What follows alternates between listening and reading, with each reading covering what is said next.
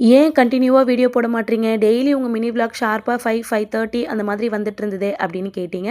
So ஸ்கூல்ல annual day program, அதுக்கப்புறம் PTM அந்த மாதிரி one by one work busy.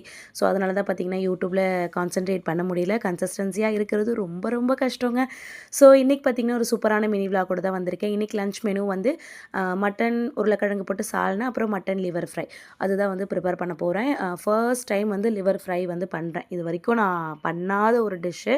So யூடியூப்ல நல்ல வீடியோஸ்லாம் பார்த்திங்கன்னா சர்ச் பண்ணி ஃப்ரெஷ்ஷாக வீட்லேயே மசாலாலாம் அரைச்சி ட்ரை பண்ணி பார்த்துருந்தேன். ரொம்பவே சூப்பராக இருந்தது. ஸோ நான் சாப்பிடவும் மாட்டேன். எங்கள் வீட்டிலலாம் செய்வாங்க. அப்போலாம் அவ்வளோ லைக் பண்ணி சாப்பிட மாட்டேன்.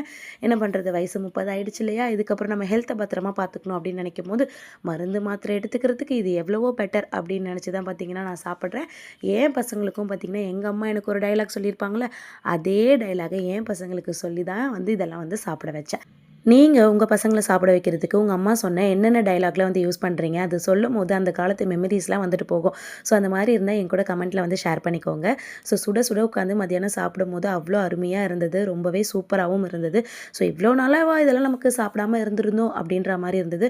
அதுவும் நான் ஃபர்ஸ்ட் டைம் ட்ரை பண்ணி இவ்ளோ சூப்பரா வந்திருந்தது நெனச்சா, நானே எனக்கு கொஞ்சம் பெருமையா நெனச்சுக்கிட்டேன். ஸோ இன்னைக்கு ஆஃப்டர்நூன் பார்த்தீங்கன்னா, ஒரு சூப்பரான லஞ்ச் மெனுவோட இந்த விலாக வந்து முடிச்சுக்கிறேன். பாய்.